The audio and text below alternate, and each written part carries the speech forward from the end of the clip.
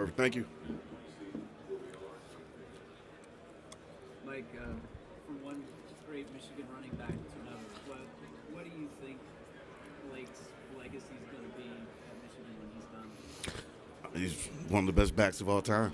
He's got the leading touchdown record. And then I just think in big games, the way he plays, the way he just takes over the game, and the kind of person he is. I mean, off the field, on the field, type of leader he is. I mean, he's one of the best to ever do it, and he'll always be in that conversation.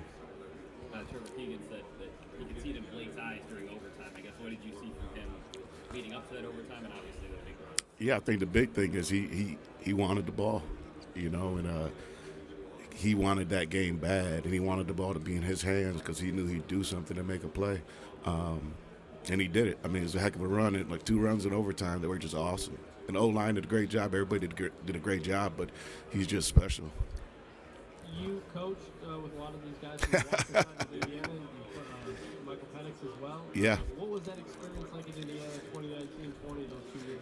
Yeah, I think we had a really, really good staff, and they're all really, really good friends of mine. From obviously Kalen DeBoer, who's the head coach. I mean, his kitchen table's in my house, Yeah, my wife bought it from him when they were moving out to Fresno. So, but just a great man, great family man, great leader. Then you go to Nick Sheridan. Nick Sheridan is one of my best friends. I mean, we obviously coached together for a while. We played together here. And he's just a phenomenal human being as well. I mean, they're just good people. Ryan Grubb, really, really good person. William Inge on defense, a linebacker coach. It's a great human. So it doesn't surprise me that they're having the success they have because of the type of people they are and the way they care about their players, having worked with most of them. When you think about where Blake Corum was a year from now, or a year late, where it was last year to this point, what has his journey been like in the eyes of you? Yeah, I mean, I think last year he wasn't playing at this time. He got hurt against Illinois late in the season. Missed the Ohio State game, missed the Big Ten championship, missed the CFP. And I think at this point last year, the question was he going to come back or not for another year? And he made that decision to come back, and it paid off for him. Just really, really happy for the success he's been able to have coming back from that injury and just leading this team the way he does. I asked him, I thought he was crazy. I said, you're coming back again? He said, yeah. He said he wanted to. So I think that he really cares about Michigan. He loved this team. He wanted to come back and win the national championship. And he's got one more to go. You were mentioning Kalen and Nick, but you also knew Michael Penix before the rest of the country did. What stood out about him as an underclassman, and what do you think made him the player he is now? I mean, obviously, I love Mikey, man. Same thing with him, 2 ACLs. I see him go through a lot of injuries, but you always knew how talented he was, We had him, we had Tuttle, we had AJ. I mean, there's a lot of people on these 2 teams that know each other and have coached together. And, I mean, but he's got a cannon for an arm, man. And you see it, you watch it. Doesn't surprise me that he was runner-up for the Heisman. Just really, really, again, just happy for him to be able to come back from those injuries. I mean, he's from Florida, go all the way to the West Coast and have the success he had. I think him and Blake are almost a little bit similar when he decided to come back again, too, when he could have left. And just good people, great leader. How you doing? How are you? Good.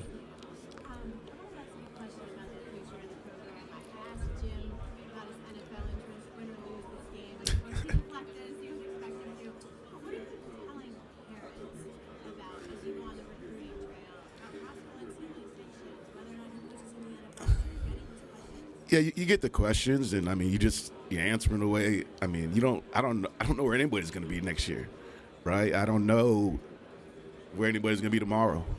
I don't know where I'm going to be. I can't, you know what I mean? And I've changed jobs a lot too in my career, so I think that you're just upfront and honest with them. And like I always tell them, I mean, we don't know what's going to happen.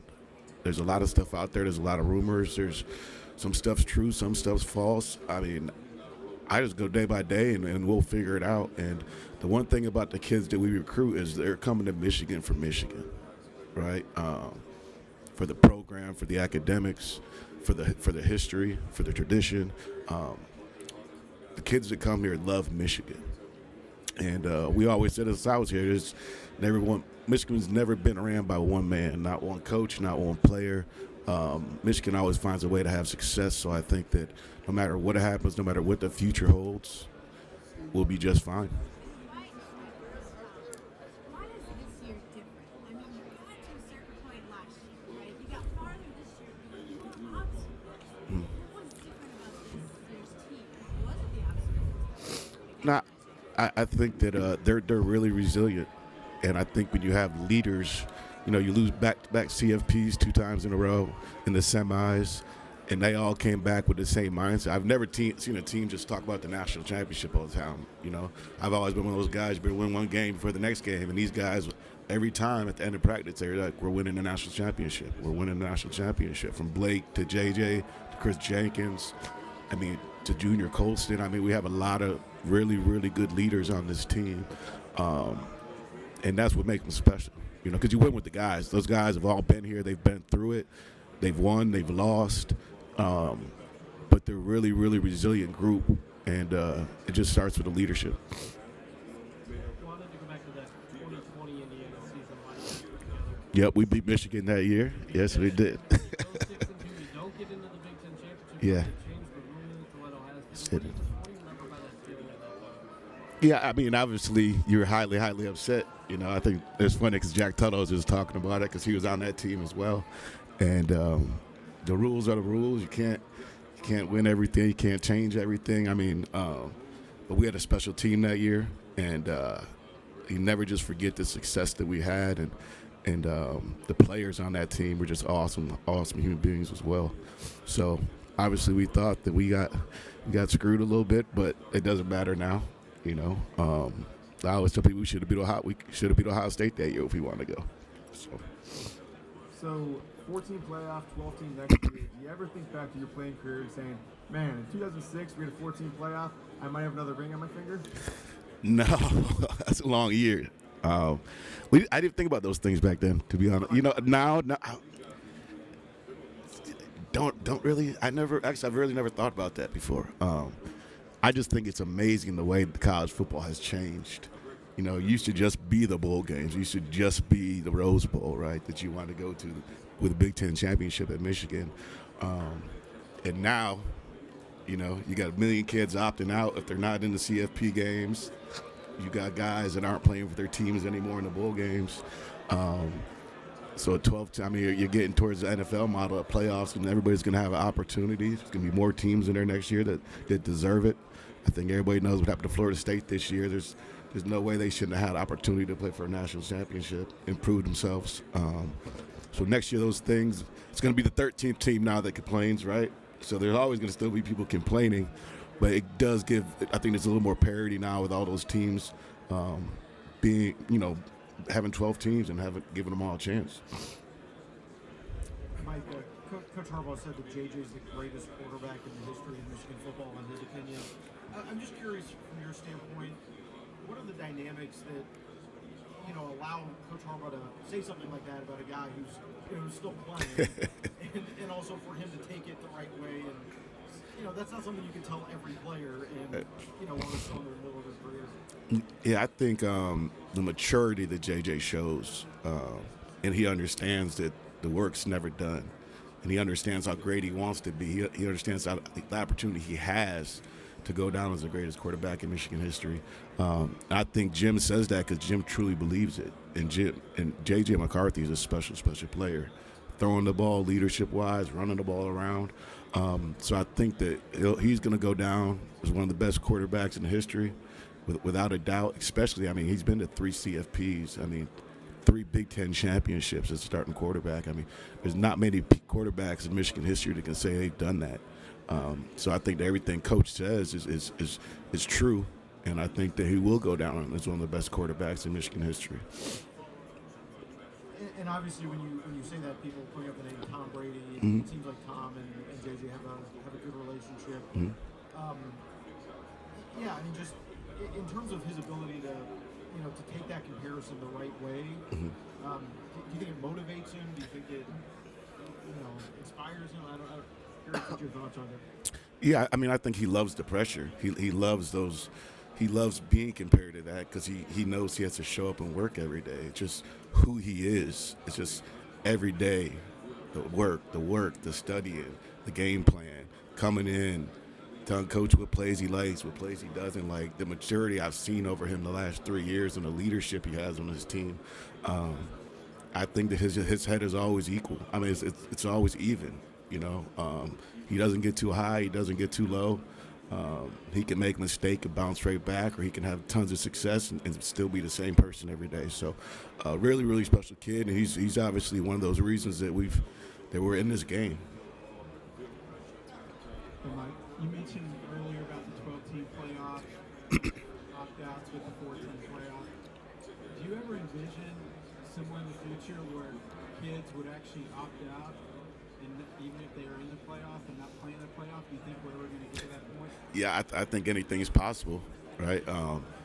I think when you have guys that, I think January 20th is the game next year. I think 20th or 21st is the national title game. So you got guys are going to be playing 3-4 more games who are trying to get ready for the draft, right? It might just feel like their best opportunity is just to opt out and get ready for the next level. Hopefully, guys don't do that to their teammates, but you just never know anymore. And I think that most people, they want to win, and so we'll see. But I think there's definitely a chance it ends up happening. Yeah, I mean, it is to me. I understand why some of the players do it, but I've always just had that mindset of, you're with this team, finish with your team, But I think that's more of an old school, right, thought process, where now it's about me, It's about, well, I don't want to play in this game when I can get hurt, when it really. It's no benefit to me playing in it, so I see why they do it. I just want it's just hard for me to understand, like, doing that to your teammates who you've been working with so hard, so long to have success. Mike, how are you, Mike? What's up, man? Good to see you. Good to see you. When last season ended and JJ said, I promise we'll be back, a lot of players came back, did you think do you think it would lead to this point, and what obstacles did you see that you were concerned whether or not you'd be back at this point? Yeah, I think anytime you go into the off season, you question, okay, do we have enough players here? Do we have enough players here? Is the line coming? Who's going to play tackle? How's everything going to work out? So I think that we knew we had the core set of guys that came back, who were leaders, who've been in these games before. But I think there's also it was like, who is Ladarius going to turn out to be Ladarius to be a first team All Big Ten left tackle? When you lose a kid that started for 3 years here. So I think that those things, there are always questions in your mind, and that's why you go through spring ball, that's why you go through fall camp. And I think I knew we had the leadership to do it. I knew we had enough skill players to do it. I just think that we had to go out there and prove it in the big games. Mike, I walked in on the tail end when you were talking about your crossover with the Washington coaches. Yes. Kalen DeVore's table. Yeah. Kalen's kitchen. Talk about it. I missed that. So obviously he was, when he got the job at Fresno, he didn't want to move everything. So my wife loved his table, so she bought it from him, and it's still in my house right now. It's a good table. And what's your crossover with the other coaches? So Kalen, we coached at Eastern Michigan and Indiana together. That's the coolest thing about, even my youngest daughter's name's Kaylin, and not after him though, not after him. But we didn't know if we were gonna have a boy or a girl, so my wife wanted a name that went both ways, and I said Kaylin. She was like, "There's no boys named Kaylin," and I just had to show her a picture of the boy, and then he ended up coming to Indiana, so it was pretty funny. But Nick Sheridan's one of my best friends, tight end coach. We played here together, and we still talk all the time. Ryan Grubb, I worked with him at Eastern Michigan for a couple weeks till I left. William Inge, the linebacker coach, great human being. We coached at Indiana together. The receiver coach Shepard, we've coached against each other forever. He was at Purdue for a while, so know him really well. their GA, Shaq Van, I recruited to Eastern Michigan. He's one of the GAs on the team, so just know a lot of them, know a lot of the guys there, and really good friends. Not just know each other. Really, I mean, we really enjoy being around each other. We always talk. Wouldn't be happier playing anybody else than these guys in the national championship. Do you think you have any unique insight to that coaching staff that others might not have? No, not really. I think they all show up. They do their job. Our offenses are kind of similar as far as the way we shift motion, all those things. So I think that I know they're going to have a heck of a game plan against our defense and their offense. Their defense is going to have a good game plan against us, and go let the players play, and we'll see what happens. How much was the table? I don't know how much she paid, honestly. I hope he gave me a deal on it. Mike, so you had Penix for a year? I was with Penix for 3 years, yeah, at Indiana, yeah. Are you surprised that this has happened? You had him, obviously, had that breakout year in 2020. Mm-hmm. What kind of player did you think he'd be? I mean, you knew right away his freshman year when he got there how special he was, and the way he threw the ball, and the way he moved, and how cerebral he was, and just he understands football. He understands the game, and I'm really, really happy for him. I mean, 2 ACLs, shoulder surgeries, and injuries, and to come back and play the way he's played and leading the team the way he's leading it, it's not a surprise at all. What kind of kid is he? I mean, he's told many outlets that he was close to giving up the game, injuries wearing on him. It's a perfect landing spot. Almost thank God for the transfer portal, yes. Yeah. I mean, I keep saying it, but just has always been a great leader. He's not selfish. He's always about the team. He works his tail off, and so I think that sometimes when you have a lot of success and all of a sudden you got back-to-back ACLs, I think that you just start questioning, is it worth it? You know, can I do this again? Do I want to do this again? But I think he's so resilient, and he decided to do it. He believed in that staff out at Washington, and they did a great job with him. What's Jim like as a coach, week to week, day to day? How often does he duck in on your meetings? I'm just trying to get an idea of what he does to make the guys so great. So he's involved in everything we do.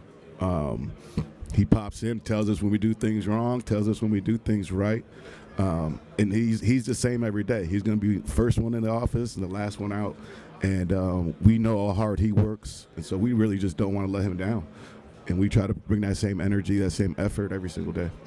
And one more question. You're the ultimate Michigan man among others.